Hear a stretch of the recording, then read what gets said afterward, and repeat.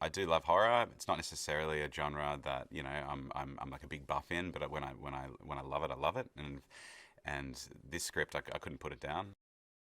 We're with Rose for basically every scene, and she goes from one traumatic event to the other to the next, and it just keeps elevating. So it was kind of a combination of like being very wide and utilizing the environment, wide lenses, maybe a little bit more depth of field, having her small in frame, and then juxtaposing that with being right in there. Usually on a wide lens still, to be sort of heard of, it's just intense. So you still see quite a lot of depth around her, and you sort of don't know what's going to be, again, sort of what's the next step? She's going to turn it around and then have some other horrific thing to sort of, be in her face. So I guess that sort of suspense, and yeah, we wanted the audience just to feel paranoid, I guess, and then I'm hoping that the way we shot it will kind of portray that, and that's generally a combination of being extremely wide with a lot of depth, and then also in very close with her on wide lenses, and a lot of movement, a lot of deliberate kind of we're always lurking around her, and that type of thing.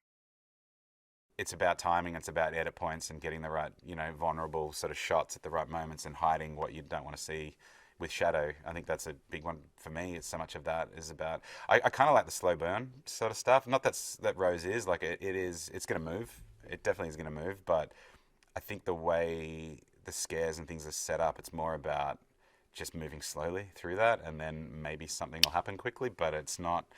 It's not this like sort of constructed jump scare. Yeah, I don't know. Maybe some of that. I think there. Come to think of it, there's a couple in the film, but it wasn't necessarily like this. Really sort of constructed thing. Yeah, it's more like everything's sort of slow, and then bang, you've got something that's really freaky.